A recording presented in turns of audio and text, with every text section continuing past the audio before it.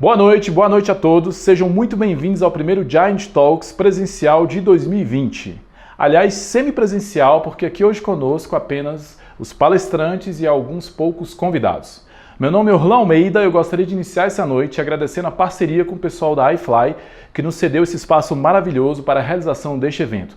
Agradecer também ao patrocinador ABMEC, na figura do Sr. Gutenberg Rios, que nos deu esse apoio aí. O Giant Talks é uma iniciativa da Giant e nosso negócio é inovação. Caso você não saiba, inovação é a ferramenta que vai alavancar os seus negócios independente do tamanho da sua empresa. E como é que a gente atua? Nós literalmente levamos um time de especialistas até você para entender como você trabalha. Coletamos esses dados e levamos até a Giant, onde aplicamos uma metodologia exclusiva chamada Giant Boards. O resultado do Giant Boards é uma série de soluções que podem ser implantadas aí no seu negócio e vão te levar para o próximo nível. Bom, antes de começar, eu gostaria de explicar rapidamente como é que vai ser o evento. Aqui atrás de mim vocês estão vendo um túnel de vento que o pessoal utiliza normalmente para voar, só que hoje vai ser diferente. Nossos palestrantes vão fazer as palestras de dentro do túnel, claro que com a turbina desligada. Ao mesmo tempo que vai trazer um espetáculo visual para todos vocês, também vai garantir a segurança, uma vez que depois de cada palestra o túnel vai ser ligado para fazer a troca do ar, garantindo a segurança do próximo palestrante. Mas antes de começar, eles querem mostrar para a gente como é que é feita a limpeza desse túnel. O pessoal da iFly me garantiu que é um espetáculo à parte, que todos vocês precisam conhecer. Então, antes de mais nada, vamos todos descobrir por que 2021 não será mais como 2021. Bem-vindos ao Giant Talks, aproveitem as palestras.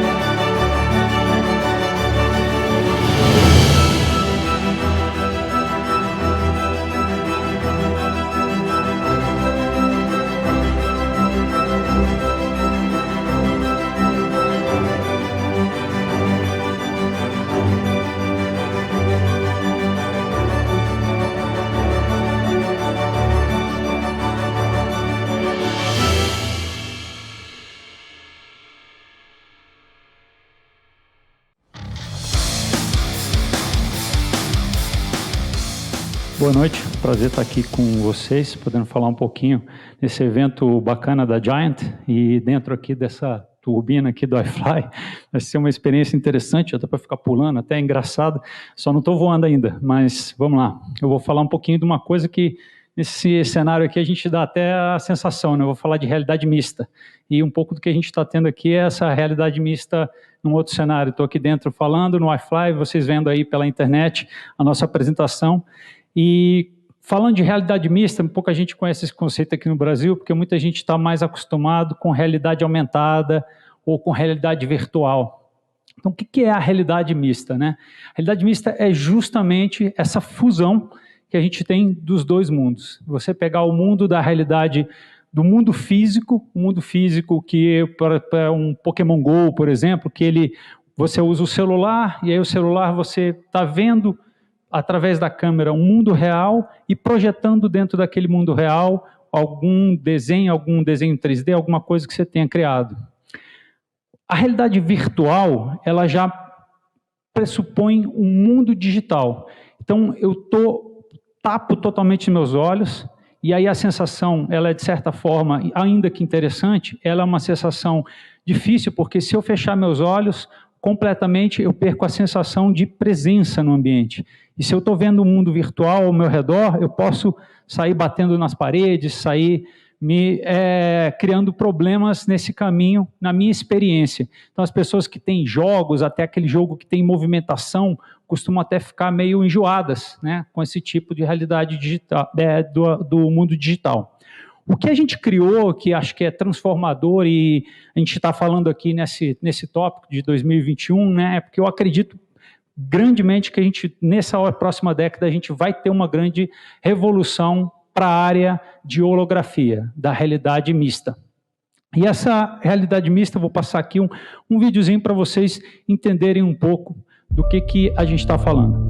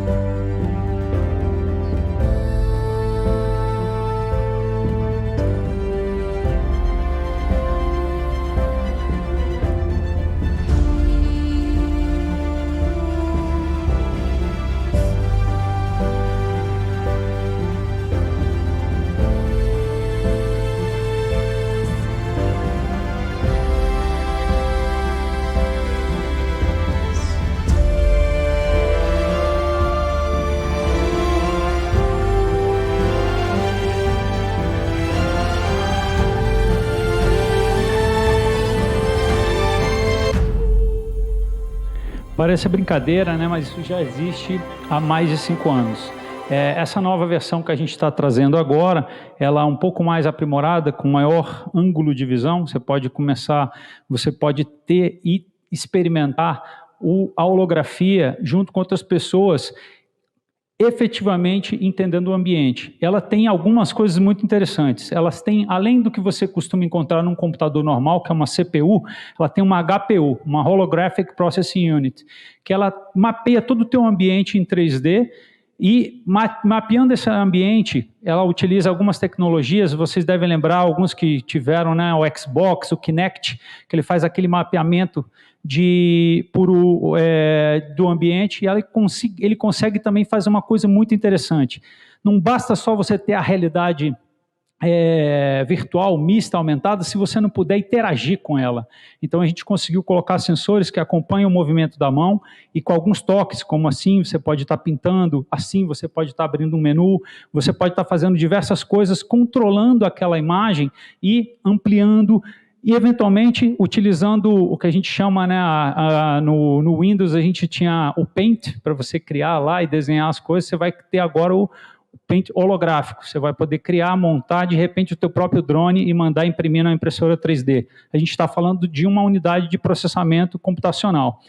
E o que a gente está agregando a tudo isso, a esse equipamento? A Microsoft se preocupou em criar várias outras soluções que permitam a inovação na área da holografia. Então, desde das máquinas de desenvolvimento Unreal, muito mais focadas em gaming, né? A realidade virtual, ela vai dar uma experiência diferenciada para quem está trabalhando com gaming. Mas a gente também está muito mais preocupado na capacidade de processamento e da transformação que isso vai trazer para a indústria como um todo. Então, duas coisas principais que a gente está trabalhando e criando muitas aplicações empresariais estão relacionadas ao rendering remoto de certos, por exemplo, um edifício. Eu posso justamente criar um modelo totalmente desenhado e, eventualmente, até experimentar andar ali dentro. Então, você não vai comprar mais um apartamento que você tem que visitar o apartamento modelo lá. Você vai poder visitar o apartamento virtual andando numa estrutura, quem sabe até decorada virtualmente. E como que a gente pode fazer tudo isso? Como que eu posso decorar virtualmente um ambiente? Utilizando âncoras espaciais. Então, devido ao meu processamento 3D, eu consigo andar no ambiente e mapear todo ele ao meu redor, e de repente eu posso aqui abrir um quadro, botar uma foto da família, aqui eu posso abrir uma planilha de Excel, começar a trabalhar nela, aqui eu posso colocar, sei lá, um holograma de um dinossauro para ficar ensinando para minha filha de 5 anos o que é, brincando com ela, posso fazer uma decoração holográfica no ambiente que eu vou estar passando. E muito mais, vou falar para vocês um pouquinho mais para frente, uma coisa que eu acho que é ainda mais interessante que a gente vai poder fazer, que é a partir de gêmeos digitais. Mas olhando o mercado de realidade mista, até 2030, a gente está projetando que esse é um mercado que pode adicionar à economia mundial aproximadamente $1,5 trilhão. É super significativo.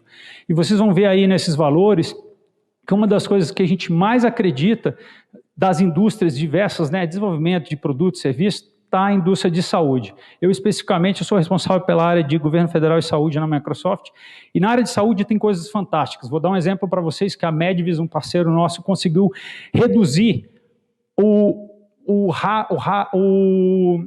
raio médio de uma cirurgia intracraniana, quando você tem que fazer uma sutura entre vasos sanguíneos no cérebro, de 2 centímetros para poucos milímetros. E como que a gente faz isso? Projetando a holografia do teu exame de ressonância magnética ou tomografia diretamente sobre aquele paciente que está ali sendo operado. Eu consigo, então, dar uma precisão para o médico muito maior. Você imagina que ele não está mais olhando para o exame de imagem na parede, ou olhando para o exame de imagem no computador, ele está olhando o exame de imagem em cima do paciente, fazendo traços, mandando. Aquilo que vocês viram ali é tudo a forma de controlar a holografia e interagir com ela. Então, um mercado impressionante, o mercado de varejo vai ser muito impactado, você vai poder eventualmente experimentar e ver um manequim com aquela roupa que você quer comprar da tua experiência em casa. Eu acredito até que o impacto no mercado de varejo como um todo, por exemplo, se uma televisão que eventualmente você tem em casa, muito provavelmente você não vai mais ser a televisão. Você vai abrir uma tela e botar o Netflix para passar holograficamente do teu lado. Então é um negócio muito transformador na indústria, está hoje principalmente focado na área de empresas, de grandes projetos, mas eu acredito que também, quando chegar no mercado consumidor, vai ser transformacional, e acho que isso é o que a gente pode esperar para os próximos anos. Alguns dos casos empresariais que a gente já vem usando isso aí, envolvem, por exemplo, a transformação da força de trabalho. Hoje eu posso, remotamente, ter um especialista, um engenheiro. A Mercedes-Benz, por exemplo, faz isso com manutenção de veículos nos Estados Unidos. Eu posso ter um engenheiro especialista na manutenção do veículo, e o técnico que está lá fazendo manutenção, eventualmente ele está com algum problema, ele remotamente fazer uma visão e explicar para ele que peça ele tem que mexer, o que ele tem que fazer. A ThyssenKrupp, que é uma das maiores fabricantes de elevadores do mundo, hoje ela dá toda a simulação de treinamento e também instruções para as pessoas que estão dando manutenção preventiva nos elevadores. E aí até mais interessante, porque ela ainda usa a IoT, que o Arthur estava falando aqui antes, ela usa a IoT para poder fazer a medição, fazer a verificação, análise de inteligência artificial preditiva e daí tomar ações eventualmente para isso.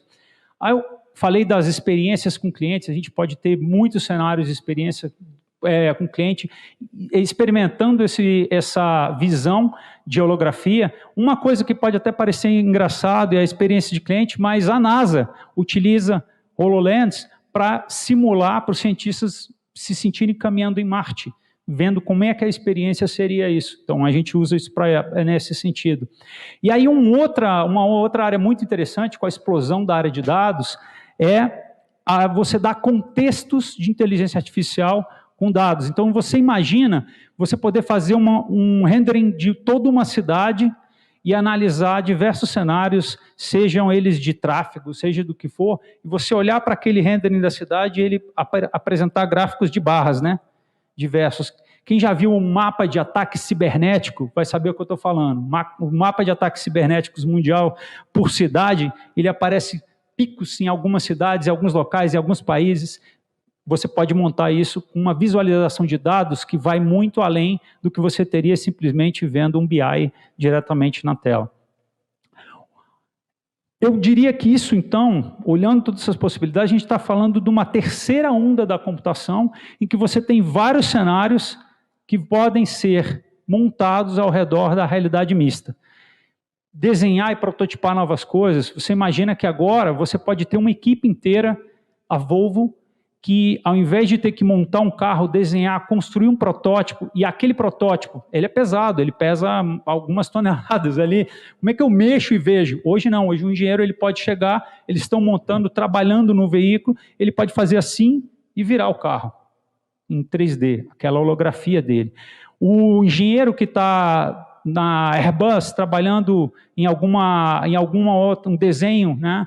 A Rolls-Royce trabalhando numa turbina, a Japan Airlines dando treinamento para o técnico que vai dar manutenção diretamente para aquela turbina do avião, e os médicos aprendendo na educação, o impacto disso aqui na educação, principalmente na área de saúde, outras áreas que eu preciso ter simulações, eu preciso ter o cenário, a gente consegue hoje montar todos o corpo humano em diferentes cenários, tá?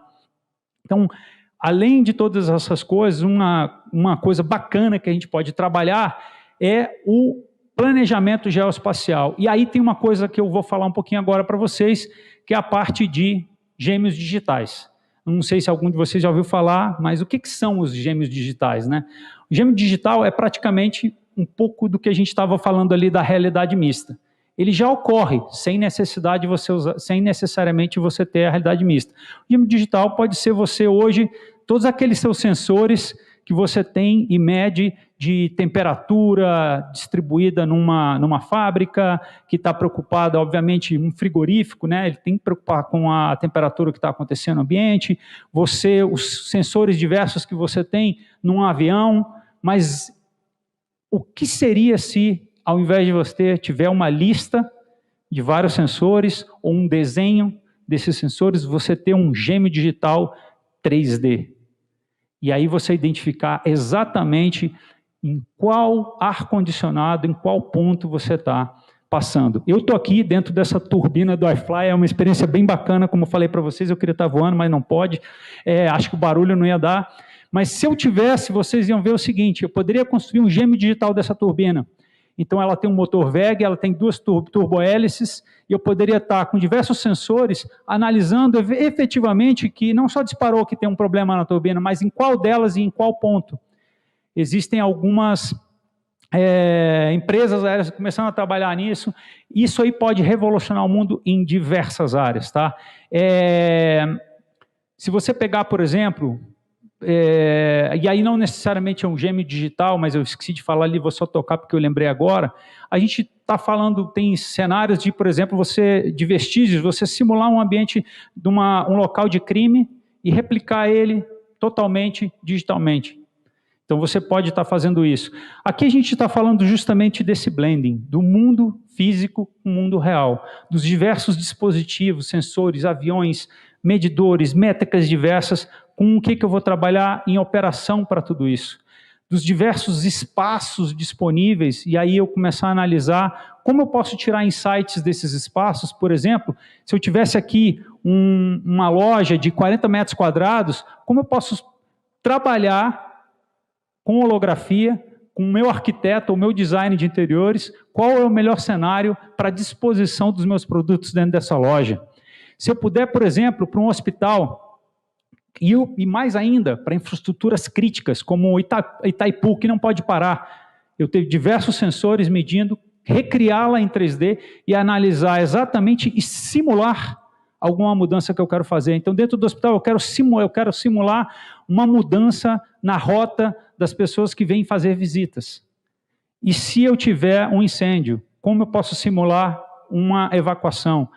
Existe um corpo de bombeiros, acho que se não me engano, na Alemanha, está fazendo simulações de análise de como o fogo se espalha e aí como você tomaria uma medida para evacuar um local. Então, assim, tem várias coisas legais que a gente pode montar com Digital Twins, experiências diferenciadas, e se a gente olhar tudo isso aí, a gente vai transformar justamente aquela economia que eu mostrei para vocês lá de 1,5 trilhão. Somado isso aí, a você adicionar o Digital Twin, toda essa estrutura 3D, a você poder somar isso com âncoras digitais, você pode mapear toda uma cidade. Eu não sei se vocês viram, mas eu por acaso assisti uma coisa que eles estão mapeando Veneza. Não com HoloLens, eles estão mapeando com câmeras que fazem a leitura, inclusive para o fundo, né,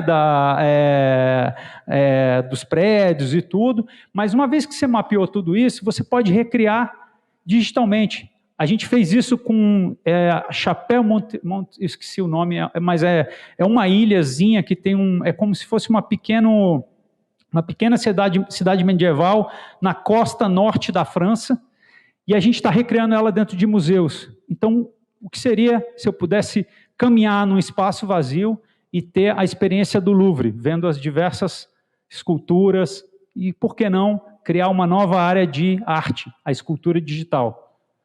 Então, a gente pode trabalhar com tudo isso e eu posso colocar isso, decorar o meu espaço, como eu quero que as outras pessoas que estejam caminhando ali tenham a experiência. Então, vou passar aqui mais um videozinho para vocês de alguns clientes, esse em especial a Philips, e que eu acho que é bem interessante, só para vocês verem o que já está acontecendo na vida real. With the PTC Vuforia solution and the Microsoft HoloLens together, I think we can really change the industrial market. The digital model is now becoming part of our physical reality. We're leveraging the Azure GPU stack because there we can compute all the graphics in the cloud and then stream just what we need to the HoloLens. Today, Howden is pulling ThingWorx data that's operating on an Azure IoT cloud environment, and it's overlaying that information through mixed reality.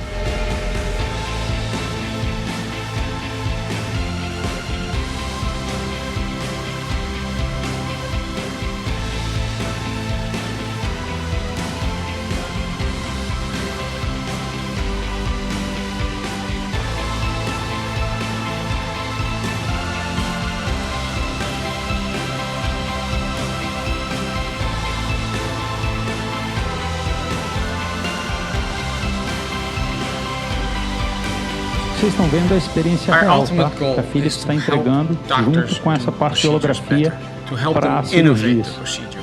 I think we can really provide a transformative experience for our customers in the industrial market. Understanding how things are going to happen today, tomorrow, into the future, it's really just a game changer. E é isso. Queria agradecer vocês a oportunidade de estar falando aqui hoje. De dar essa visão sobre esse novo caminho, acredito que é uma área para que a gente tem muito potencial de se desenvolver. Tem algumas empresas brasileiras que já estão adotando isso em escala, em alguns cenários, grandes empresas que estão fazendo isso. Tem a Biomedical, que foi uma empresa que começou a implantar treinamento para a área de saúde aqui no Brasil, utilizando holografia. E eu acredito que existe um grande mercado, principalmente com 5G, porque essa é uma unidade que vai precisar de processamento, conexão com a internet. Então, com essa capacidade de transmissão e conexão, a gente vai ser transformacional. Muito obrigado.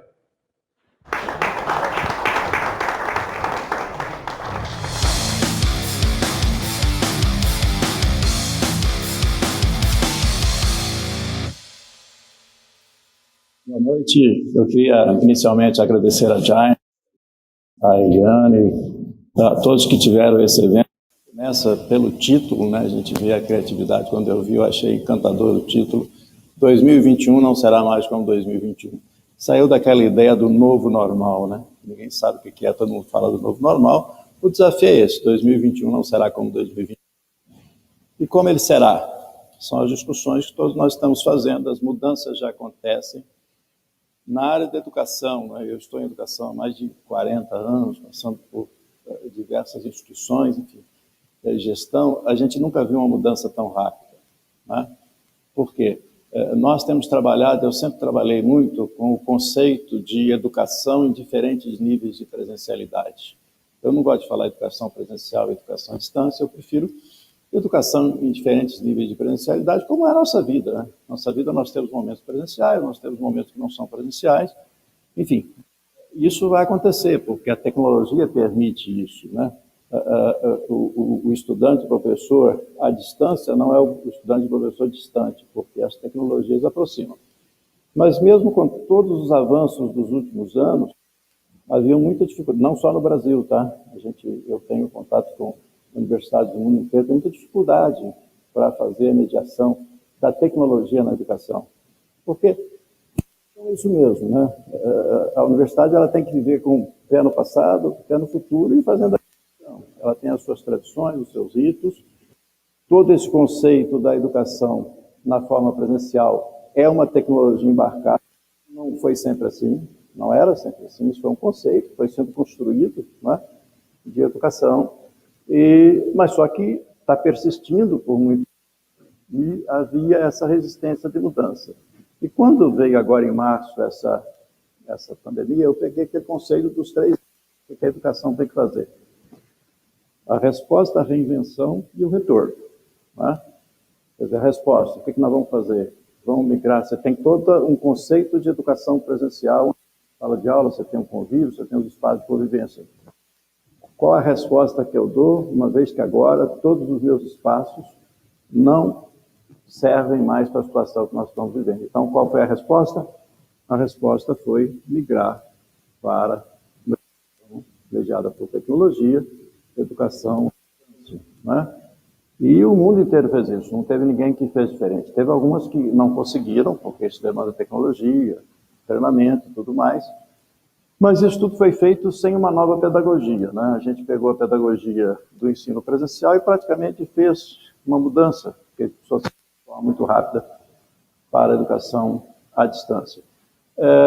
Depois, todo mundo pensou, a reinvenção, como é que eu faço agora? Como é que eu faço uma aula de 50 minutos à distância? Como é que eu vejo o engajamento do estudante, a motivação?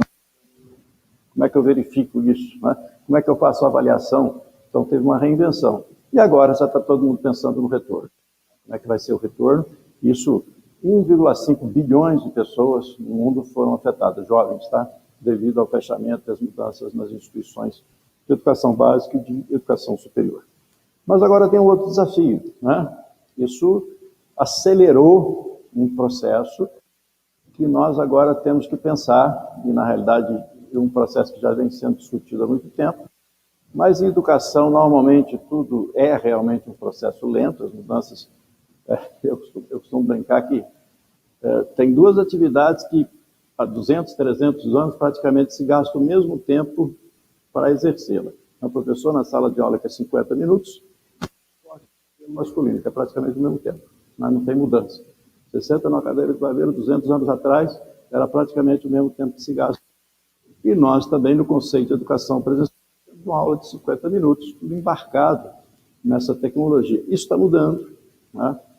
A gente vai comentar um pouco sobre isso. Então, a gente vai falar sobre o ensino do futuro, vamos falar sobre novos cursos, os desafios que nós temos. O próximo, por favor. Quem está passando meu slide? Bom, vamos fazer uma rápida passagem à história do homem aqui na Terra, né? 5.000 anos de presença do homem aqui na Terra como Homo sapiens, né? Porque o Homo sapiens é uma coisa interessante. Nós sabemos a família, o gênero e a espécie, né? O gênero Homo, espécie sapiens é único, nós não temos primos, somos só nós. O homem erectus ficou para trás, o homem de Neandertal ficou para trás, nós somos únicos, que estamos aqui em torno de 100.000 anos. Nós começamos a fazer essa adaptação, né, que nos adaptarmos ao ambiente como essa espécie única, e tem alguns momentos ali que são marcantes na nossa evolução. O primeiro deles foi o que se chama de Revolução Agrícola. Tá? Há 12.000 anos, nós aprendemos a domesticar os animais e as plantas. Por exemplo, você pega o trigo, antes disso era você convivendo né? E o que tinha no ambiente você consumia. Não, agora eu posso plantar, eu posso otimizar isso aqui, eu posso utilizar água, e nós aprendemos os animais, as cabras e tudo mais, enfim, a gente foi... A primeira cultura a ser domesticada, segundo os historiadores, foi o trigo, e aí foram as outras. Isso fez uma transformação, porque permitiu o acúmulo, infelizmente não foi tanto distributivo o acúmulo, começou a permitir a formação de grandes reinos, de grandes conglomerados. Aquilo foi um passo importante na história da humanidade. Depois, há 5.000 anos, nós tivemos a escrita, e aí nós sabemos a importância, né? Começa de forma bem rudimentar, mas a forma de expressão começou a ser feita de uma forma muito mais rápida. Depois nós tivemos aí a invenção da prensa, aí nós temos já os livros sendo publicados, isso aí tudo tem a ver com a forma da educação, de uma educação completamente oral, você começa a passar por uma educação completamente escrita. Há 50 anos, aí tem uma grande revolução, você veja aqui da prensa para a internet, ali, um espaço grande, a internet começa a fazer toda uma revolução também, em todo o processo da nossa vida, na educação, e há 15 anos um fenômeno importantíssimo, né, que são a tecnologia das nuvens, quer dizer, você começa a ter um dispositivo virtual onde você pode ter armazenamento de dados, você pode ter coisas do mundo inteiro nas mais diversas áreas, sem um limite, né, para que você tenha de espaço físico, né? Você começa a pensar muito mais no espaço já virtual. Próximo, por favor. E aí, o que avança com isso? E olha a diferença dos profissionais, dos cursos que nós precisamos para atender esses avanços, né? Nós tínhamos a indústria 1.0, que vem quase lá da área agrícola, daquilo que nós falamos, da revolução agrícola, que é praticamente a mecanização, você fazendo, depois a indústria 2.0 a produzir em massa, sai daquela história que o sapateiro faz o sapato e faz uma troca, não, agora você tem uma produção em massa, não é só mais você tem uma produção em massa. A indústria 3.0, que vem com uma automação, e aí nós estamos já na indústria 4.0. Né? Eu queria falar um pouquinho, porque a nossa educação é uma educação newtoniana, cartesiana e da Revolução Industrial. Na Revolução Industrial, que está ali, vamos pegar a indústria 2.0, isso é importante quando se fala em criatividade, né? Porque só tinha uma maneira de fazer, era o certo ou errado. Então, o operário, o engenheiro, quem for, está naquela linha de produção, se ele é responsável por colocar uma peça, só tinha uma maneira de colocar aquela peça. É certo ou errado? É certo ou errado? Esse é o conceito que ainda prevalece na nossa educação. Né? Vem dessa cultura. Né? Se tem a fabricação em massa de um carro, seja do que for, e ali estava naquela indústria 2.0, ali entre 2 e 3, a maneira de colocar a peça é essa, ponto final. É por isso que nas nossas avaliações, na nossa educação, é muito certo e errado, e muito pouco a criatividade, né? Porque nós avaliamos pelo certo e pelo errado, só tem uma maneira de fazer, e não é assim. Né? Então, é preciso repensar os modelos que tem hoje demanda no mundo, né? Não é mais alguém que pensa certo e errado, é alguém que se permite ver novas formas, aí vem a questão da criatividade, da inovação, tecnologia. Próximo, por favor. Olha a renda per capita global que acompanha, né? No ano zero se estima que a renda per capita global era $467. Hoje está $16.700, passando ali 1.700, 1.500, descobrimento do Brasil 566, isso é o quê? Puramente per capita, claro que nós estamos falando, puramente tecnologia, puramente avanço, né? E veja o salto que ela dá, principalmente ali entre 2000 e 2015. Né? O próximo, por favor. Vamos pegar, nós estamos falando da era do conhecimento, como é que mudou a questão de certo e errado e passa do hardware para a questão do software, da criatividade.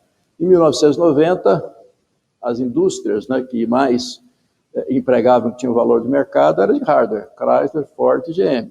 Tinha um valor de mercado de 36 bi, vendas de 250 bi, 1,2 milhões de empregados. Isso era a década de 1990. Aí pega 2015. Apple, Facebook e Google. Pouquíssimo hardware ali, muita criatividade, muita inovação, muito do ambiente virtual. 1,09 tri, 247 bi, veja, 137 mil empregados.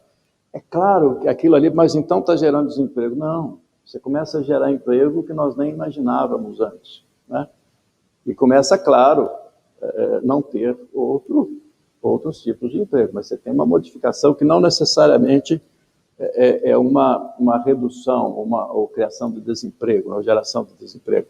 Em 2018, ali também continua, olha o valor de mercado que já aumenta muito, aumenta o número de empregados, né, e o valor de mercado.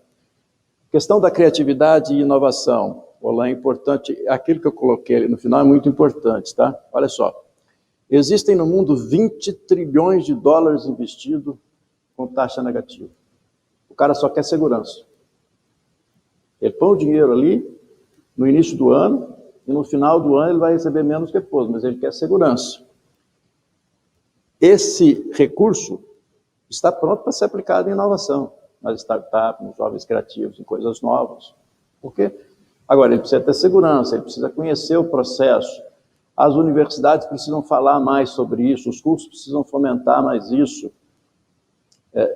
Eu sei que o Olan participou do IESB Lab, né? Você que teve, então veja, uma instituição que te dá um ambiente inovador, ela te ajuda, né, Fernando? Fernando que teve esse conceito lá no IESB e tudo mais, enfim. Então tem um recurso e tem 170 trilhões de ativos, né? Isso aí está pronto para ser investido, esperando o momento certo para que gere qualidade de vida, que gere melhoria de vida, né? Que gere novas conquistas para todos nós. Mas, olha, nós precisamos gerar profissionais que não estejam mais só no certo e errado.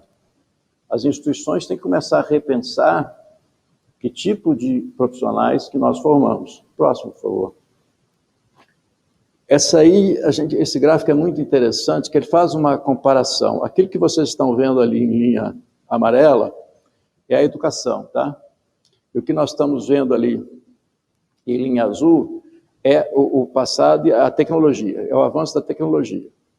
Você observa que quando tem uma distância muito grande entre a tecnologia, quer dizer, você tem um avanço tecnológico e a educação não acompanha, você tem aquilo que se chama de social pain, quer dizer, você tem uma dor social disso tudo, né? Você tem um atraso, você não consegue acompanhar porque a educação não acompanhou. Quando a educação consegue acompanhar, que é aquele segundo ponto ali, esse gráfico, evidentemente, é um modelo teórico, né? Quando você tem aquele segundo ponto, aí você tem os ganhos, você tem um avanço. E nós estamos agora naquele momento ali final. O que vai acontecer? Nós vamos conseguir que a educação acompanhe toda essa tecnologia que nós estamos vivendo, aí seria aquela linha amarela subindo e tendo ali todo o avanço que nós precisamos, ou não, a educação vai continuar como está, nós vamos continuar formando os mesmos profissionais dentro do mesmo modelo, dentro do mesmo conceito. É claro que nós vamos ter um preço a pagar por isso, né? Porque não tem saída, né? Se tem uma demanda, eu vou mostrar para vocês alguma demanda bem objetiva um pouquinho mais para frente. E se a educação não consegue acompanhar isso, e o Brasil tem um desafio maior até do que os outros países. Eu não estou dizendo que é bom ou que é ruim, né? Mas nós temos conselhos profissionais muito fortes na nossa educação, em algumas áreas, né? Isso é bom, isso tem as suas qualidades, mas tem também o preço a se pagar. Então, se nós olharmos, por exemplo, o Enem, se nós olharmos a aspiração dos nossos jovens, elas estão nos cursos mais tradicionais, né? Porque é o status social que vem desse curso, né? Nós criamos agora, há 3 anos eu fiz uma incursão no Vale do Silício, com outras instituições, e nós criamos um curso. Tá ok agora? Estão ouvindo? Eu não sei onde parou, desculpa aí, nós tivemos um pequeno problema de som, eu não me recordo onde parou ali na curva que eu estava analisando, enfim, mas eu volto ali. Então, A educação, se ela não acompanhar, nós vamos ter essa dificuldade. Eu estava falando desse curso que a gente criou. O jovem brasileiro hoje, não é só Brasil, não, mas no mundo ele sonha com as carreiras tradicionais, que são carreiras importantíssimas, né? A medicina, o direito, a administração e outras, que são importantíssimas, né? Mas existem outras demandas, e mesmo nesses cursos, nós temos que pensar como é que ele pode avançar para atender a demanda que não é mais a mesma. Então, esse é um desafio, porque, como eu disse, a educação ela tem que ser tradicional, ela precisa ter um certo processo de amadurecimento, mas ela precisa atender às mudanças que estão muito rápidas, mas extremamente rápidas, né? Outro curso que eu acho que tem uma profunda demanda que a gente está amadurecendo, engenharia de Big Data, né? Engenharia de grandes dados. É outra coisa, é outra engenharia, é outro conceito. Não é engenharia do hardware, é engenharia de Big Data mesmo, é você trabalhar com essa grande massa de dados que nós temos aí hoje. O próximo, por favor.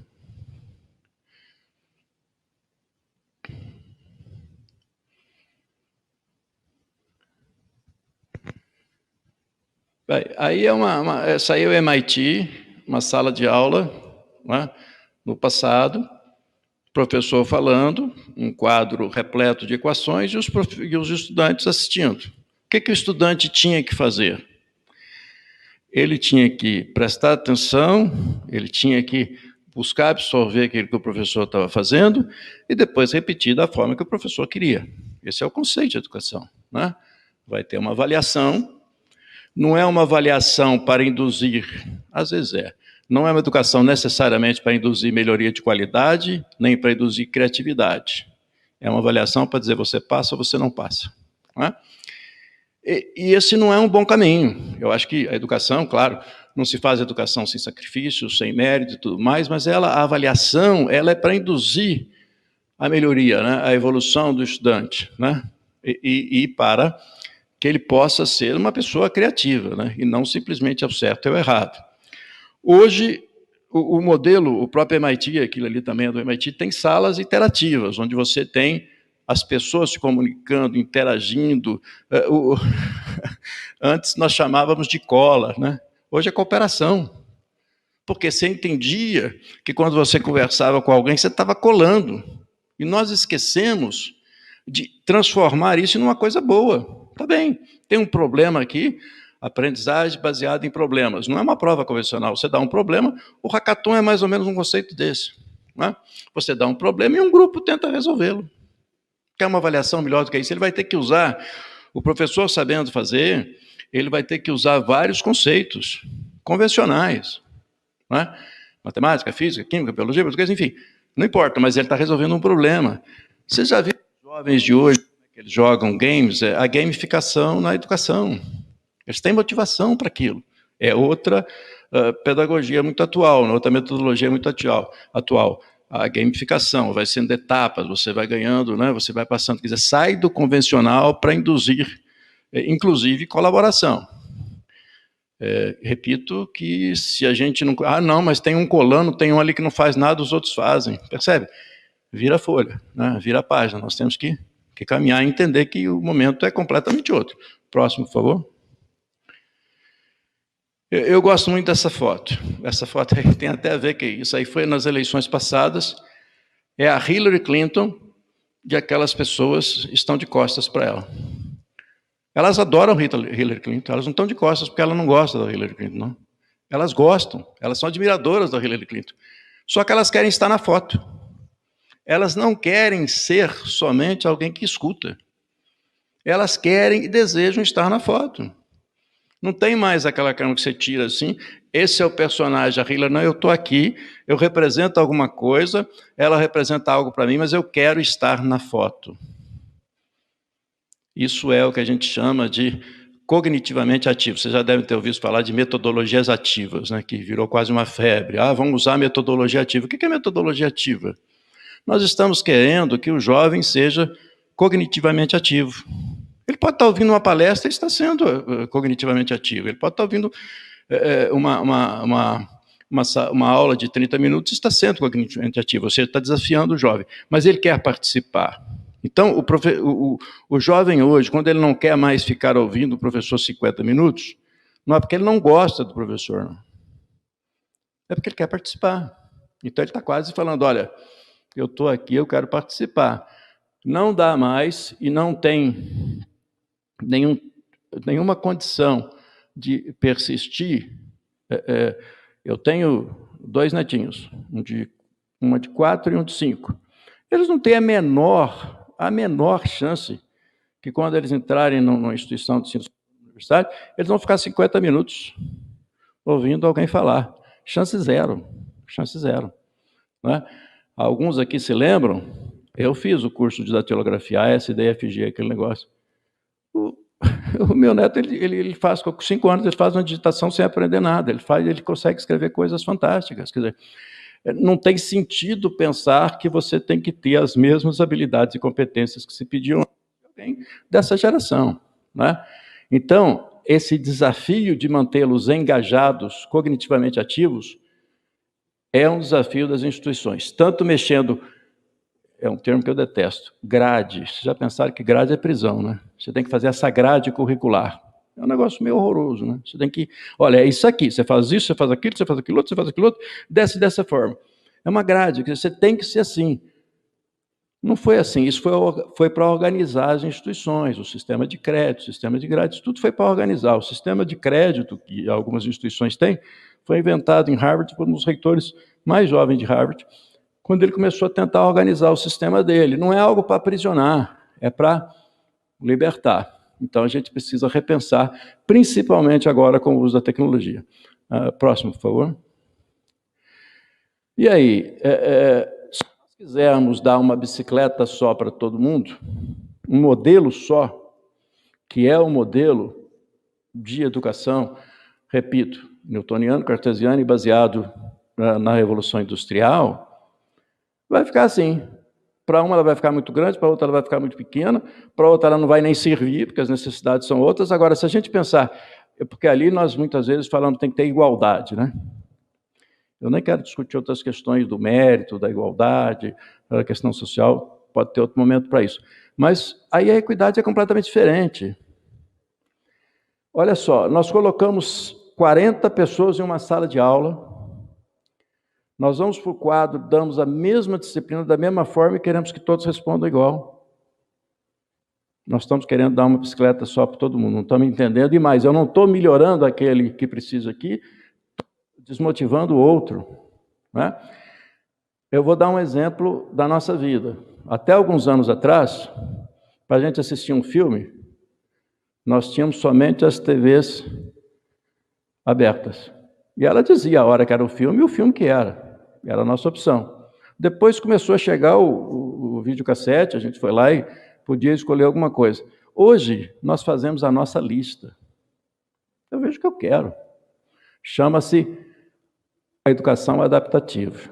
Modelo adaptativo de educação e dos cursos. Nós não podemos tratar, porque hoje nós tratamos o seguinte, ou é pela data de nascimento na educação básica, você nasceu em 1995, você vai para essa turma aqui junto com todo mundo que é de 95.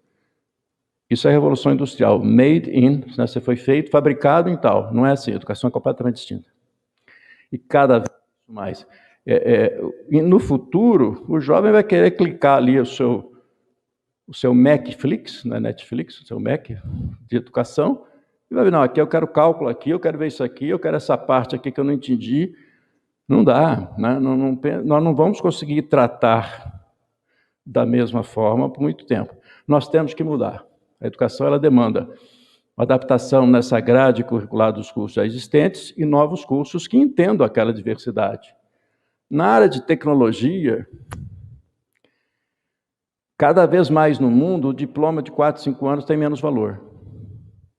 Tem uma universidade, não sei se vocês já ouviram falar, uma universidade chamada Universidade 42. Depois vocês deem uma olhada, dá um University 42, Universidade 42. Esse negócio de cursos de 4 anos, 5, como eu disse, né, no Brasil, em algumas áreas, é profundamente bem regulamentado, você tem isso. Outras áreas, tecnologia, por exemplo, eu já estou repensando muito os cursos de tecnologia, porque o jovem não quer e não precisa mais ficar 4, 5 anos. Né? Alguns querem, outros não. Então, você tem que dar oportunidades diferentes. O próximo, por favor. E aí, falando rapidamente sobre as inovações tecnológicas que afetam profundamente a educação, eu me recordo que, na época de graduação, aqui as pessoas são mais jovens, mas alguns talvez se lembrem. Não precisa se identificar que lembra, porque denuncia muito sobre a nossa cidade. Regra de cálculo, quando entrou a calculadora, antes de fazer, a Fernando balançou a cabeça, ele lembrou, a regra de cálculo, quando entrou a calculadora, teve uma discussão na minha universidade, eu era estudante. Não, mas isso aqui vai atrapalhar, ninguém vai aprender a pensar, nós temos que continuar usando regra de cálculo. Hoje não se discute isso mais, está vencido. Mas isso foi uma discussão grande na academia brasileira e no mundo, tá? Porque a tecnologia vinha e nós queríamos que todo mundo ainda usasse... É como se a gente quisesse até hoje que todo mundo fizesse curso de datilografia, né? Não preciso mais, eu pego o meu dedão ali, o jovem, a rapidez que eles escrevem, né? Então, as mudanças na educação, realidade virtual, está mudando completamente o ensino no mundo inteiro. Eu tive há pouco tempo numa universidade no exterior, era um protótipo ainda, mas nós estávamos num ambiente como esse, a virtualidade era quase uma presencialidade. Você via aqui o holograma das pessoas conversando. E a atração. A realidade virtual no aprendizado, nas engenharias, na medicina, né? Em todas as áreas. E aí você precisa, para a realidade virtual, nós precisamos de outros conceitos, né? A inteligência artificial, e aí na inteligência artificial vem o aprendizado de máquina. O aprendizado de máquina, todos nós experimentamos isso aqui. Você entra no Google uma vez, procura uma coisa, você vai ter que aguentar 3 anos eles te mandando informações sobre aquelas coisas mais variadas, né? E quanto mais você procurar, mais sofisticado fica. A máquina aprendeu o que você quer. Mas espera aí, e por que eu não uso para a educação isso? Por que eu não sei que os erros do José são aqueles erros naquela área e os erros do João são diferentes? Então eu uso a inteligência artificial, a aprendizado de máquina para ajudar o José no que ele precisa e o João no que ele precisa. Não é a mesma aula para todo mundo, né? Isso aí é uma revolução imensa, ainda pouco utilizado, mas já começa a ser utilizado. As nuvens, que nós já falamos, a nuvem serve para gestão, a nuvem serve também para a educação em si. A impressora 3D, que é outra grande evolução, isso, e nós temos que fazer tudo isso, né? Tudo isso com equidade. Isso aí não pode ser feito só, ainda mais no Brasil, mas no mundo inteiro, não pode ser feito só para uma elite, não, tem que ser feito para todo mundo, se nós queremos um país que avance, né? E se nós queremos uma sociedade, isso tem que estar na educação, porque já está fora da educação. E o profissional, é incrível hoje, você pega algumas áreas, eu vejo estudante que se forma numa determinada área, engenharias ou qualquer outra, aí ele vai aprender depois o que já poderia ter aprendido ali, porque ele percebe que aquelas competências e habilidades que ele trouxe não são suficientes. O próximo. Eu queria, então, encerrar agradecendo e dizer da importância desse evento, né, desse tema, e eu acho que todos nós temos essa responsabilidade, mas muito mais nós que trabalhamos na educação. Quando você olha para a população, para os jovens que hoje estão no Brasil, são 8.200.000 jovens que estão no ensino superior. Precisamos ter muito mais, nós precisamos ter quase o dobro disso, em torno de 18 a 20 milhões, para a gente atender algumas metas aí que a gente tem.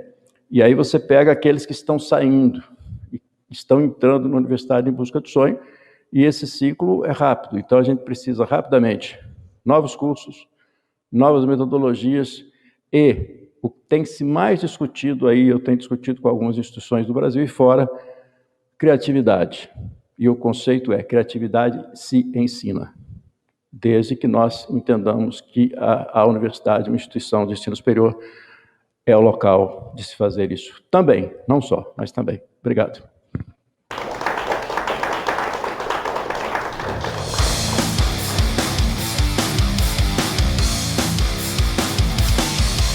Boa noite a todos. Prazer muito grande estar aqui com vocês.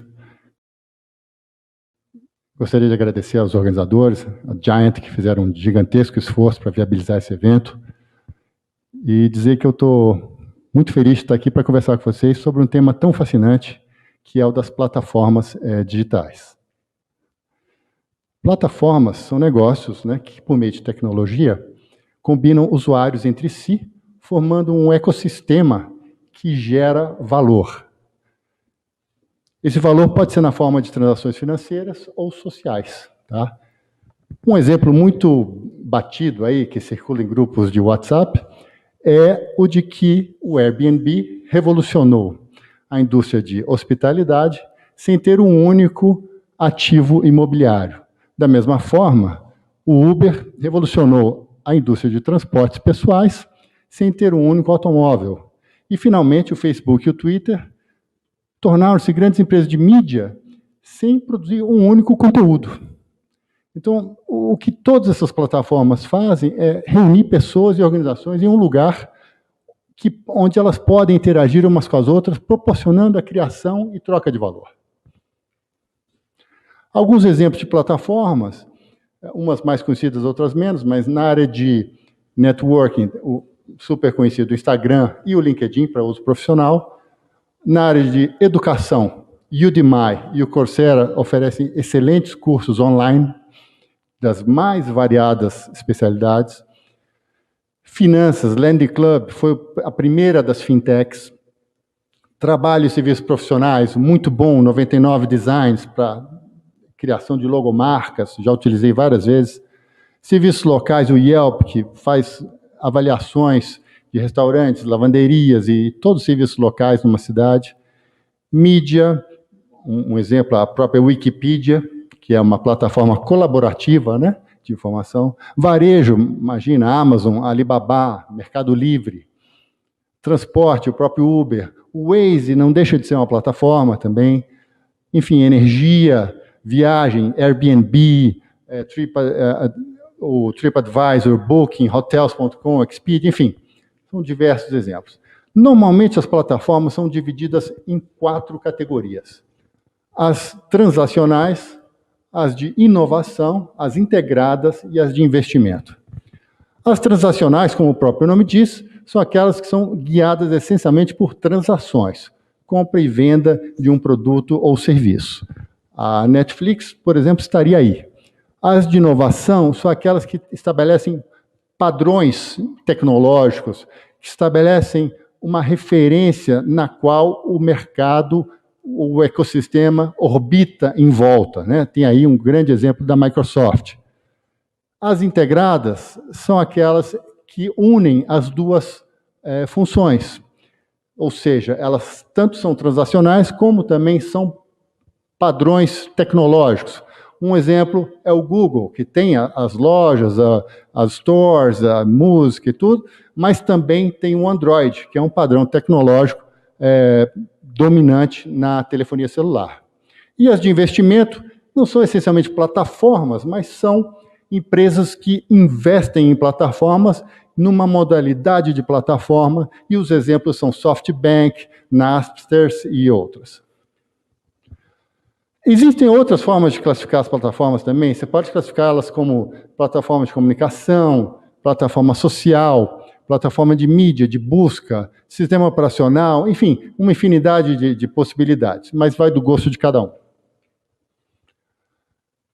O importante é que as plataformas multiplicam os lucros porque elas se beneficiam dos efeitos de rede, o famoso network effect. Com esse efeito de rede, o valor das plataformas cresce exponencialmente, porque à medida que mais indivíduos ingressam, o número potencial de conexões entre esses indivíduos dispara, tornando a rede mais valiosa.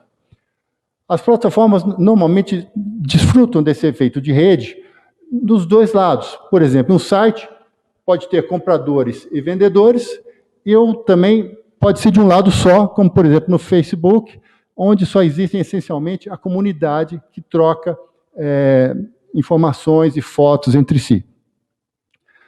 Há que se cuidar que não se causar o efeito de rede negativo, que é um excesso de usuários sobrecarregando o sistema, ou um excesso de anúncios, muita concorrência, que torna a experiência do usuário desagradável.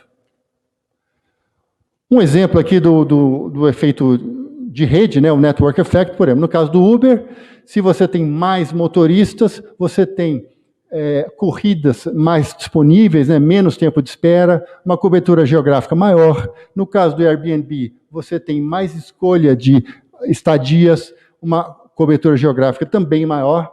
Enfim, e na outra ponta, no caso do Uber, quando você tem mais passageiros, você tem menos tempo ocioso para os motoristas, e você tem também, no caso do Airbnb, quando você tem mais demanda por hospedagem, você tem maior utilização dos ativos imobiliários da plataforma. A diferença entre as plataformas antigamente e de hoje é basicamente a tecnologia digital. Porque no passado já existiam plataformas. Uma rede de telefonia, antigamente, era uma plataforma. Só que na medida em que você digitalizou e você utiliza a internet para isso, você possibilitou muitas novas utilizações. Coisas que você jamais faria antes. Por exemplo, no caso da Uber, você não entraria num carro de um estranho para fazer uma corrida. Por que você entra hoje? Porque você sabe que por trás daquele estranho existe uma plataforma que fez uma curadoria, que investigou antecedentes criminais, que fez um mínimo controle de qualidade do veículo, enfim, e aí você se sente confortável, né? Outra coisa interessante das plataformas é que elas transformam o conceito de controle de qualidade, isso passa para o usuário, que faz as avaliações e, com isso, dá o feedback para os gestores da plataforma, né? Por exemplo, no caso, finalizando o exemplo do Uber, se o motorista é mal avaliado, ele vai para o fim da fila das corridas, né? E, da mesma forma, também existe a avaliação dos usuários, né? Os motoristas também dão nota para os usuários. Para projetar uma plataforma de sucesso, o fundamental é começar pelo core, ou seja, qual é a interação central dessa plataforma. Porque, basicamente, cada troca, os produtores poderão trocar 3 coisas: informações, bens e serviços ou moeda. São essas 3 coisas. Então, você precisa definir muito bem qual é o núcleo, qual é a sua parte central, né? E essa moeda não necessariamente precisa ser moeda financeira. No caso do Facebook, por exemplo, o like acaba sendo uma moeda. As pessoas gostam de receber o like. Elas gostam de ter as curtidas, né? E no caso do YouTube, por exemplo, é importante para quem publica um vídeo que você curta o vídeo. Bom, 3 das funções mais importantes de uma plataforma são puxar, facilitar e combinar. O que seria puxar? Atrair o usuário para a plataforma. É fundamental você poder atrair usuários para a plataforma o mais rápido possível. Facilitar é facilitar as transações. Se você entrar na plataforma, você não quer ter aborrecimento de pagamento, de busca, de comunicação com os outros membros da plataforma, você quer ter facilidade. E, por fim, as plataformas devem ser capazes de combinar, seja os usuários entre si, seja os usuários com os produtos que eles gostam. O melhor exemplo disso é aquilo que a Amazon faz. People who purchase this item also purchase... Aí você vê um monte de itens que você não pode mais viver sem. Você nem sabia que existia. Mas na hora que a plataforma sugeriu, você estava buscando uma coisa e já comprou um monte de outras coisas. A questão do lançamento é aquela história do ovo da galinha. Você tem que tentar gerar tráfego, gerar usuário o mais rápido possível. Existem maneiras para se fazer isso. Não vou me atentar aqui nos detalhes, mas você pode subsidiar um lado ou outro para aderir à plataforma, para que você tenha um efeito rede mais rápido, né? Falando novamente do Uber, quando eles vieram para o Brasil, não só no Brasil, mas no mundo, eles lançaram o que ficou conhecido depois como Uber Black, né? Só tinha aquele serviço, um serviço premium, carros novos, muito bem. Depois é que eles foram abrindo a plataforma para outros tipos de veículos.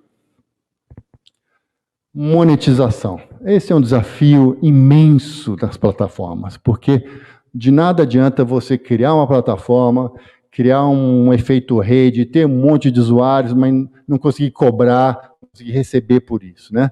Então, basicamente, você tem aí 4 possibilidades principais. Uma é cobrar uma taxa por transação, que é um pouco assim o modelo do Airbnb, que você fechou a casa e aí você, então, paga uma taxa para o Airbnb.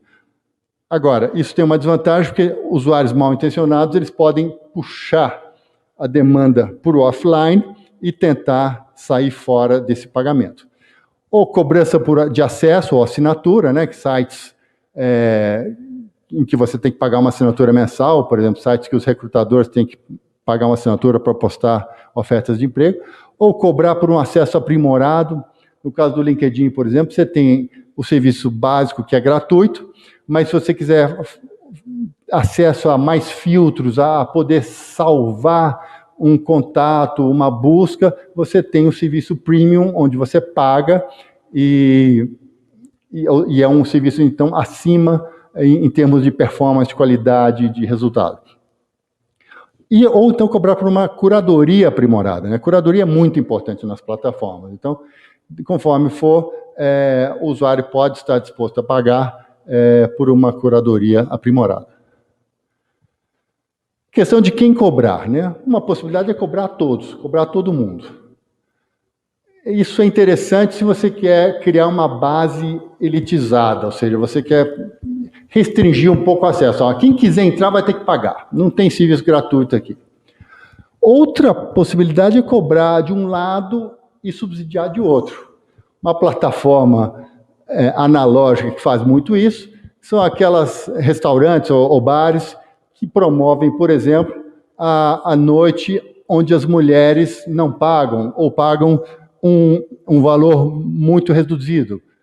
E por quê? Porque as mulheres são atraídas por esse desconto de não ter que pagar o ingresso ou uma bebida mais barata, e os homens são atraídos porque eles sabem que vai ter mais mulheres atraídas por essas ofertas. Então, é uma forma de cobrar de um lado e subsidiar de outro.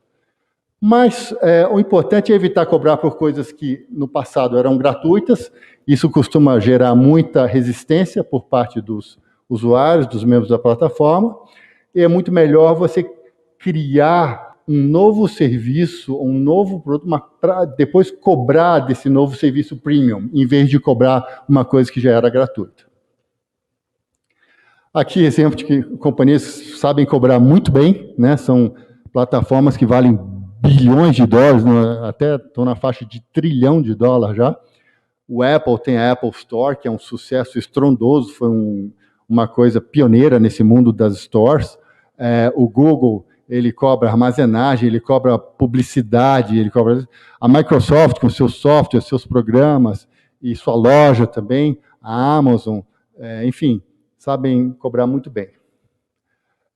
A abertura, não só em termos de facilidade de ingresso de novos membros da plataforma, mas também o quanto que a plataforma é aberta ao mercado, é um desafio, porque ela não pode ser nem fechada demais, como, por exemplo, o MySpace era, e aí os desenvolvedores não tinham acesso ao MySpace, e aí o Facebook deslanchou, porque ele abriu seu site para aplicativos, para desenvolvedores externos, porque é importante lembrar que o usuário cria valor. A plataforma hospeda o valor que o usuário cria. Por isso, é importante não limitar essa possibilidade do usuário criar valor. Métricas. O que é importante medir numa plataforma? Os efeitos de rede, os efeitos positivos, e o que pode afetá-lo, e a taxa de sucesso de iteração, porque não adianta também você ter uma rede com muitos usuários, você ter o efeito de rede, mas você vai fazer uma compra e o carrinho de compra não funciona, ou você vai querer se comunicar e você não tem acesso à informação que você precisa. Enfim, e por fim, a confiança é fundamental, porque se você está numa plataforma, você espera uma curadoria muito bem feita, cuidadosa e que você pode confiar. Aqui um exemplo do Platform Business Model Canvas, que pode dar várias métricas do que medir para fazer uma plataforma de sucesso. Tá? Governança, fundamental. O mercado totalmente livre é maravilhoso no conceito, mas tem que ter alguma governança para gerenciar, porque, afinal de contas, é uma comunidade. Então, por isso é que se restringe, por exemplo, o número de convites que um usuário pode fazer para outros, o número de postagens, quer dizer, você cria uma governança para evitar efeitos maléficos ou utilizações indevidas, né? Porque uma governança justa promove riqueza, promove valorização da plataforma. Aqui, por exemplo, a governança ela entra muito bem nessa questão dos custos de transação e nos custos de pós-venda, porque você pode ter problema numa transação, acontece, mas você tem que ter o direito e tem que ser uma experiência boa de recorrer daquele problema e ver esse problema solucionado. Então, a governança é fundamental para isso. Regulação é um tema muito em voga em governos de vários países. Falam que é ruim, mas também deixar totalmente à solta é questionável. Eu sou liberal, eu sou fã da Thatcher, do Reagan, eu tenho um busto do Reagan na minha casa, mas eu acho que um pouco de regulação é importante para assegurar que a concorrência com as indústrias tradicionais não seja muito desleal, porque as tradicionais estão sujeitas a encargos trabalhistas, leis trabalhistas, estão sujeitas a uma série de limitações que algumas plataformas novas não estão, né? Bom, o que esperar do amanhã?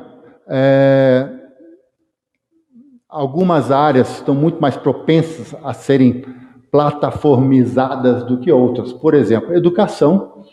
Tá? A pandemia mostrou que a possibilidade de aprender online é muito real, né? Está todo mundo aprendendo. O setor de saúde ele é muito fragmentado e regulado, mas existe muita possibilidade de compartilhamento de equipamentos caros, que tem startups e tal já surgindo nessa linha. Energia, o Smart Grid e outras aplicações que foram mencionadas aqui mais cedo. Finanças e dinheiro, quer dizer, as fintechs todas, né? Os bancos, como é que faz? Eu tenho rede de agência, como é que eu vou competir?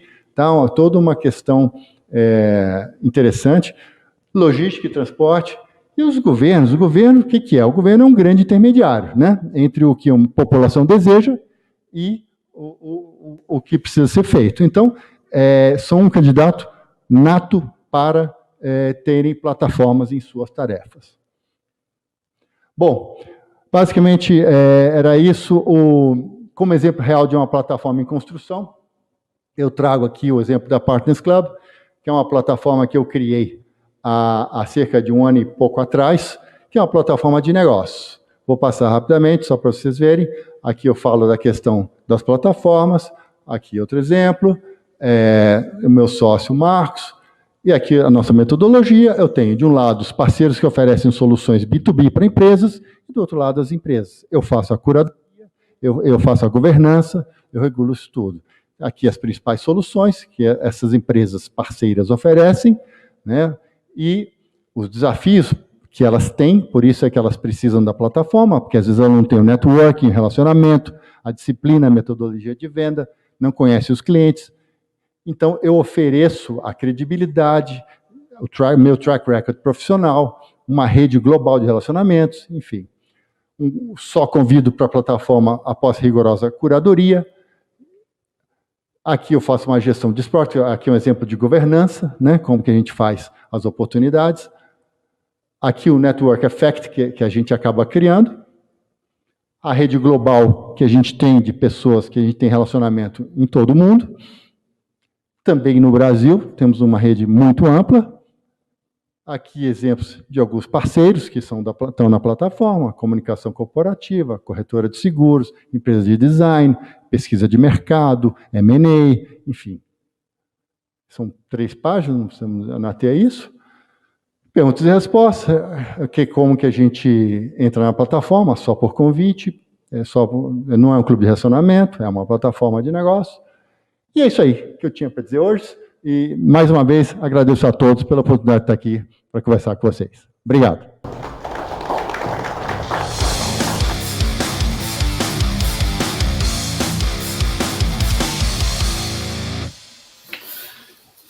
Boa noite.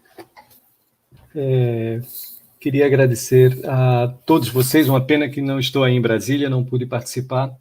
Mas eu creio que, como vocês sabem das limitações, vamos tentar nos comunicar por aqui. E o que vamos falar agora, eu creio que segue muito bem a sequência que o Rogério falou um pouco, da parte de aplicação, como também o secretário das Telecomunicações, o Arthur Coimbra, né, que também falou, inclusive, de uma coisa muito importante para a gente, que foi o tema do Fistel. Eu creio que é um passo importantíssimo para a indústria, e nós vamos falar um pouco sobre isso daqui, contextualizar disso dentro do cenário atual do que estamos fazendo, do João Pedro aí com a plataforma, do Rogério, que conheço tão bem aí trabalhando, e também do professor Luiz. Mas, bom, vamos conversar sobre 5G com vocês. E vamos fazer um pouco o histórico do tema do 5G rapidamente. Depois eu queria conversar do 5G em si. Logo em seguida, entrar um pouco sobre as aplicações, onde é que está o mercado hoje no Brasil, o que está acontecendo hoje no campo.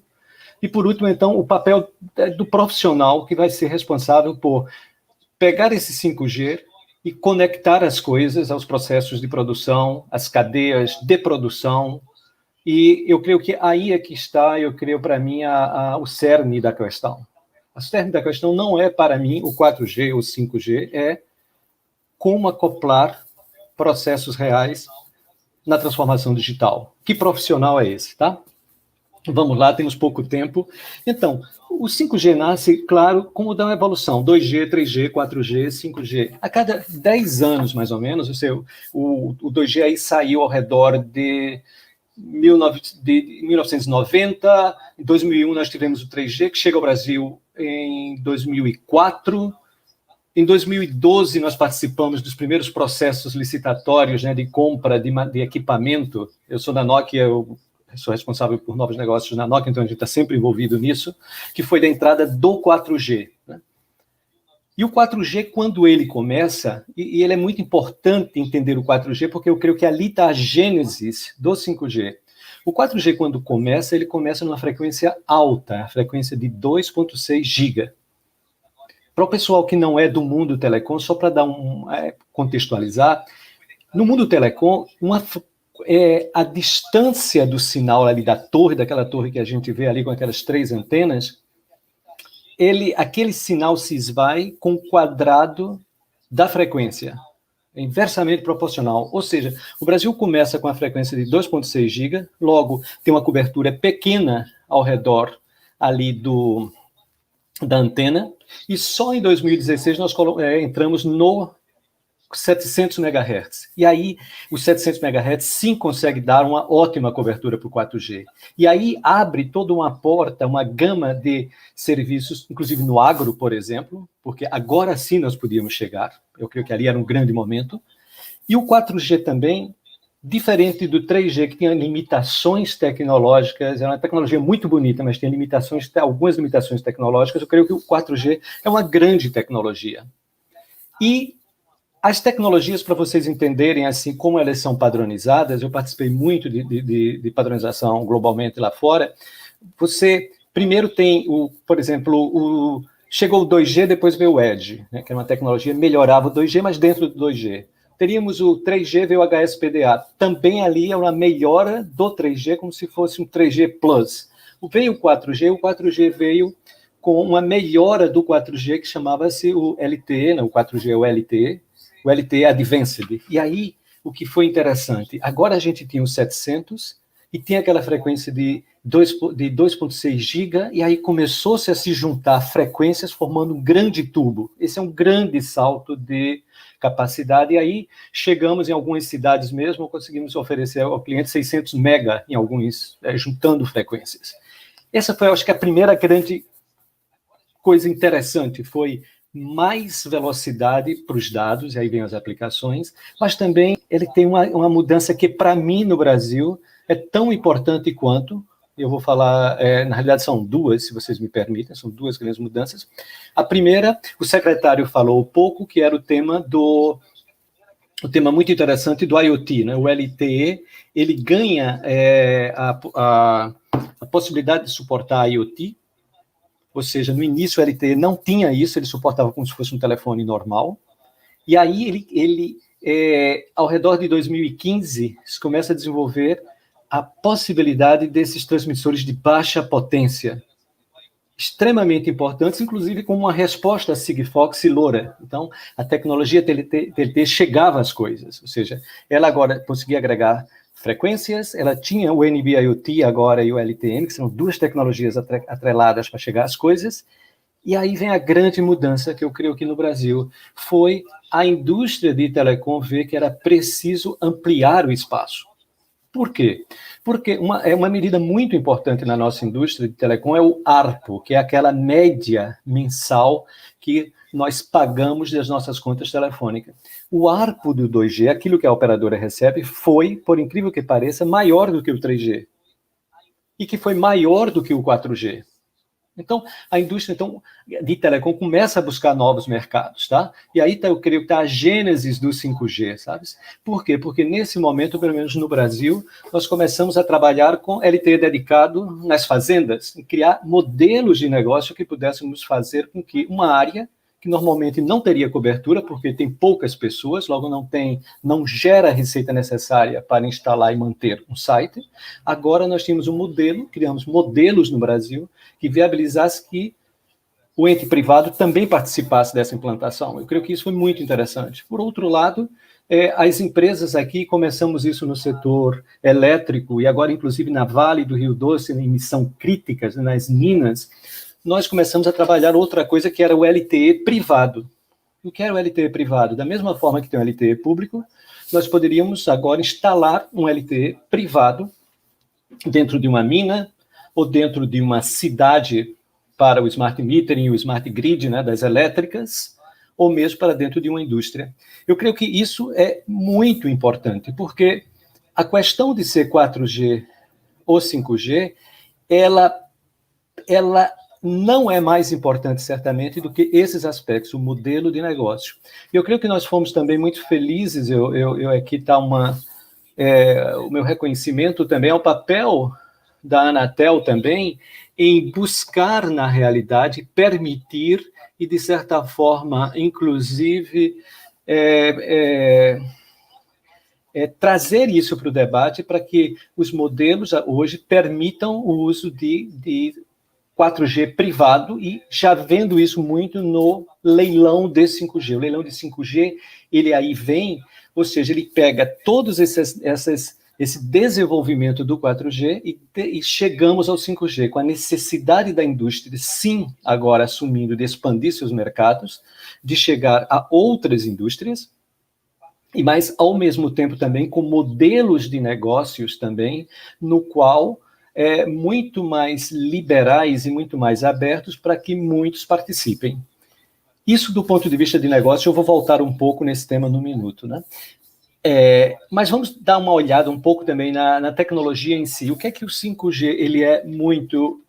por que ele faz essa revolução? Como foi dito antes, ele aumenta muito a capacidade, ele diminui a latência, como foi dito, e também permite chegar a muitas coisas. Está tudo pronto hoje? Não, não está. Não está tudo pronto, tem coisa para se fazer. O 5G também vem em etapas. Por exemplo, nesse mundo das coisas, assim, essa multitude de devices, ela vem agora nos releases seguintes do 5G. Esse primeiro 5G que ele nasce, que está sendo posto aí, é um 5G que é muito voltado para uma latência um pouco menor, tá? E também para mais banda. Nós conseguimos colocar lá em Pereiro, lá no interior do Ceará, uma experiência que nós fizemos. Nós colocamos 1 giga na frequência de 3.5. Eu vou falar um pouco desse tema da frequência, que é bem relevante a gente entender. A frequência é mais ou menos assim. Nós temos o leilão que vem agora, ele vem com a frequência principal de 3.5 giga, e lá a banda é bem maior, mas lá não permite aquelas velocidades de 10 GHz. Nós ali vamos estar na faixa de 2 gigabits por segundo, ali por cada antena, e só naquela frequência muito alta, que também vai ser leiloada depois, e vai ter um processo, inclusive, para as indústrias usarem, sem entrar no processo licitatório, que é as frequências de 26 GB, são frequências altas. Lá você tem Cada ente que conseguir um bloco serão 400 MHz. Só para ter uma ideia, quando a gente fala em 400 MHz, hoje a frequência de 700, uma operadora tem 10 MHz, ele vai ter 400, um pipe imenso para colocar dados. Então, e aí começa algo bem interessante. De um lado, nós vamos ver que naquela frequência alta de 25 GB, a indústria vai precisar disso. As câmeras de alta capacidade, por exemplo, nós agora estamos com um projeto aqui no Porto, ali nos guindastes, que cada câmera precisa de 40 megabits por segundo todo o tempo. Então, para aquele tipo de aplicação, que nós temos 10 câmeras, essas associadas a essas grandes máquinas, só aí nós teríamos 400 megabits por segundo todo o tempo. Então, aí sim você precisa banda maior, tá? Aí nem latência ainda. Aí nós vamos para, preciso do 5G. Agora, que 5G eu preciso? Se eu tiver muito dessas câmeras, por exemplo, nós temos um processo agora muito interessante lá fora, nós ganhamos isso, só ter uma ideia do tipo de aplicação, que aquelas câmeras de alta precisão, elas estão numa fábrica daqueles bloquinhos de açúcar, na realidade, lá na Inglaterra. E ela fica ali no 5G, com aquela câmera, só tirando a foto e vendo como é que está o desgaste da lâmina. E dependendo disso, há uma prevenção, essas coisas. Então, para esses conteúdos de altíssima capacidade, nós precisamos, então, do 5G. Quando nós falamos em Smart Grid, né, nós vamos ter, com o 4G, eu creio que nós já podemos fazer muitas coisas com o 4G, né? O fechamento de relés, essas coisas dentro da cidade. São Paulo tem 156 mil relés, mas quando nós avançamos cada vez mais para que as pessoas e empresas joguem também energia no grid e vice-versa, e você possa agora fechar um certo setor da cidade por ter um problema de eletricidade, abrir outro, essas coisas, tudo tem que ser faseado. Aí sim você precisa de um 5G. Por quê? Porque você precisa fechar aquilo em 1 milissegundos.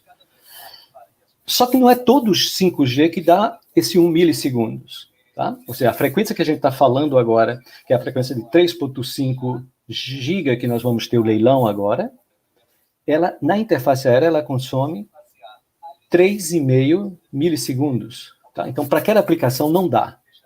Para aquela aplicação do Smart nós precisamos de uma outra frequência mais alta, talvez, aonde nós conseguimos atingir aquela velocidade. Aí sim você precisa. A robótica, por exemplo. A diferença entre você ter no 26 GB um robô ou em um no 3.5 talvez aqui, ou no 4G, com 10 milissegundos ali, que é o tempo mínimo que você tem na interface aérea, é que se o robô viesse com espada e você está com o teu braço na frente, no 5G ele vai parar, no 4G ele vai cortar. Mas como nem todo mundo hoje, a aplicação são essas, eu creio que muita coisa pode se fazer com o 4G. Tá? Então, existe necessidade do 5G? Claro que existe, estamos vendendo, estamos no mercado com 5G, mas o 4G pode fazer muita coisa ainda. Essa eu acho que é uma mensagem principal. E está associado a isso também, igualmente importante, é a questão dos dispositivos. Veja que um dispositivo hoje mesmo, assim, uma caixinha dessa que a gente tem para... Se fala muito em acessar as casas das pessoas, com tecnologia 5G, lá você tem um modem e faz um serviço como parecendo fibra, né, que a gente chama FWA, Fixed Wireless Access, ou seja, não precisa colocar a fibra, você vai sobre o 5G. Só que essa caixinha hoje está custando no mercado, atualmente, ao redor de 5 vezes mais do que a caixa do 4G. Então, já não funciona, sabe? Nós saímos de um mercado que custa alguns poucos centenas de reais por mês a quase R$2.000, às vezes até mais hoje. Então, é muito importante também ver o desenvolvimento do ecossistema, tá? Então, isso é uma coisa que a gente trabalha muito também, né? Mesmo no exemplo como o secretário falou, né? Sendo a pecuária também, né? A gente tem aquelas coisas dos briquinhos nas vacas, mas uma vaca custa hoje, não sei, 4.200 um boi para vender. Então, se o teu device, se o teu circuito, se a conectividade não quadra, não tem jeito. Então, o importante é a gente entender, então, em tudo isso, é que o 5G vem, o 5G tem aplicação? Tem, o 4G dá para fazer muitas coisas, dá, mas o que é importantíssimo é como aplicá-lo. Nós estamos trabalhando em ferrovias, em rodovias, em modais de transporte, como eu falei, em Minas, em agricultura há bastante tempo agora também trazendo isso, sem falar, é claro, também em aplicações para as pessoas, mas eu vou deixar um pouco de lado esse tema agora, né? E vamos ver o tema da transformação digital, porque tendo o 5G agora como um grande veículo de conectividade, eu gostei muito anteriormente, quando o Rogério falava, né, no mundo de digital twins e de extensive reality, né, que se falava de XR, né, daquele lado, mas se eu vou precisar ter no chão devices para muitas das aplicações. Então, esse device, como é nesse modelo, você teria uma multitude de devices, esses devices conectados por um mundo 5G, né? Nesse mundo virtual, uma representação de digital twin, que todo o tempo ficando mantido, sabe, naquela velocidade do 5G, o estado atual, né? Aumentada por dados contextualizados na realidade, dependendo daquele uso do digital twin para diferentes cadeias de produção. E, em cima disso, nós temos toda a parte de hyperreality, de hologramas, de todas essas coisas fantásticas que vêm. Conceptualmente, de arquitetura, para mim, está muito claro. O tema que o grande desafio agora e é o desafio do 5G no mundo todo, como é o desafio já hoje do 4G, onde há tanto profissional para conseguir ligar toda essa inteligência, essa geração de informação, que não é absolutamente trivial, é complexo essas coisas, e quase como projeto por projeto, na grande parte, adaptar aos processos industriais. Então, isso é, para mim, hoje, o grande desafio. Nós vamos trazer o 5G vai ter uma qualidade boa, vai ter segurança na realidade, né? Vai ter segurança. Ele vai ter também uma frequência licenciada, garantindo que não vai ter ruído, que o chão de fábrica, sabe, assim, os drones ou mesmo as coisas que estão transitando e se locomovendo dentro do chão da fábrica, no pátio ou na estrada ou no destino, né? Mas com tudo isso nós precisamos pessoas ao final que vai pegar essa informação, vai ter que ligar toda essa nova leitura desses processos agora, do que está acontecendo no chão, ou seja, talvez até numa representação de digital twin, mas precisa-se cada vez mais de capacidade de profissionais para que sejam capazes de agora juntar essas coisas. Assim, o IoT no mundo, na realidade, se fala de milhões e bilhões de IoT, mas sem dúvida no mundo grande, o IoT está represado pela falta de pessoas para adaptar os processos, sabe? Eu creio que esse tema é muito importante.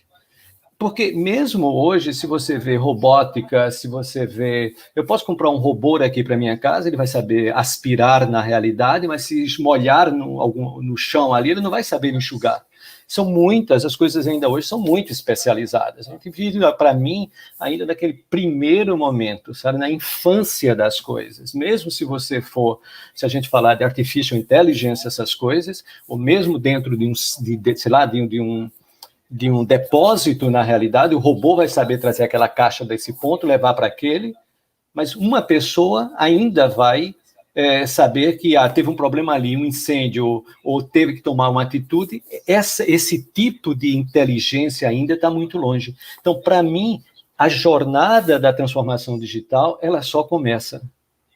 E esse negócio, isso para mim é fundamental que a gente entenda que, diferente do passado, onde projetos tinham começo, meio e fim, com a transformação digital, com o 5G, com essas novas fantásticas coisas como digital twins, augmented reality, essas coisas, os projetos não têm mais fim. É uma jornada que continua, é uma jornada que simplesmente temos que acreditar e seguir, e ela se reproduz e ela continua. Então, formar essas pessoas, para mim, vai criar um mercado muito grande de profissionais necessários para fazer essas transformações, seja, sabes, assim, o carro, o motorista não vai ser substituído do dia para a noite, do caminhão, do onde vai levar um tempo. Da mesma forma que processos associados a video as a sensor, por exemplo, assim, o tratamento daquelas imagens, a tomada de decisão, juntar processos, são coisas que vai precisar de muita gente, vai precisar de muita capacidade. Claro que há um problema também, por outro lado, de pessoas que sem ter a preparação adequada, podem ter um problema muito sério no mercado. E cabe, eu creio que é o ponto muito bom do professor no início, há um trabalho, há tempo, mas um problema de formação muito grande desses profissionais. Talvez o que, deixado por si, vai ser um criador de um grande gap entre classes sociais, entre profissionais, talvez fosse a grande oportunidade de trazer coisas juntas, porque há uma revolução em curso, uma revolução no fazer. Isso do ponto de vista de pessoas na realidade, né? Se a gente vai para os ganhos que nós temos, por exemplo, nós temos agora nos trens, nós fizemos um projeto agora nos trens que simplesmente o consumo, pelo fato de ter conectividade e de ter uma ação quase remota de maquinista, o consumo baixa em 8%. É a mesma coisa que nós conseguimos na agricultura, de 8% a 10% com a agricultura de precisão. Sabe, assim, as máquinas, eles vão ali com 2,5 centímetros de precisão, esses tratores se deslocam hoje. Então, nós conseguimos uma redução de 10%. Então, os ganhos são muito grandes. É a mesma coisa nos tratores autônomos agora nas minas, que nós estamos conectando com 4G e logo em breve 5G. Os ganhos estão ali, mas precisa-se de pessoas. Precisa de pessoas que entendam, e isso é muito complexo, sabe? Os processos são embrionários, os processos vão devagar, mas a gente tem uma confiança muito grande que no futuro eu creio que essas gerações elas possam adequar-se, né? É claro que a tecnologia, às vezes, nós pensamos uma coisa e acontece outra. No 5G se falava muito em grande transporte de dados, mas, por outro lado, se vê também que os devices hoje, por exemplo, as câmeras, por exemplo, elas começam a ter muita inteligência dentro dela. A inteligência, às vezes, não fica nem no edge, está vindo para a ponta. Então, no fundo, nós estamos vendo agora, eu creio, aos nossos olhos, uma transformação muito grande, sabe, de onde fica a inteligência, do papel das pessoas, de se adaptar a essa transformação, dessas pessoas serem capazes, às vezes, sabe, de consolidar o conhecimento daquela indústria, sabe, de entender os processos, que não é tão simples assim, para poder levar para colocar artificial intelligence, colocar, sabe, os processos decisórios e todas essas coisas, mas alguém precisa fazer a síntese, precisa pensar. Então, portanto, o 5G, e só para terminar, como eu vejo, o 5G é uma tecnologia excepcional de conectividade. O 4G pode fazer muito também ainda hoje, vai fazer pelos próximos 10 anos, sem dúvida nenhuma, mas a grande lição para mim, a grande questão é que pessoas nós vamos estar formando e precisamos hoje, não só no Brasil, acho que no mundo todo, para adaptar os processos de produção, para adaptar as cadeias de produção, para adaptar os sistemas, sabe, todos, e interligá-los, e pensá-los e fazer. Isso, para mim, é o trabalho dos próximos 20 anos e espero poder testemunhar algum deles. Muito obrigado.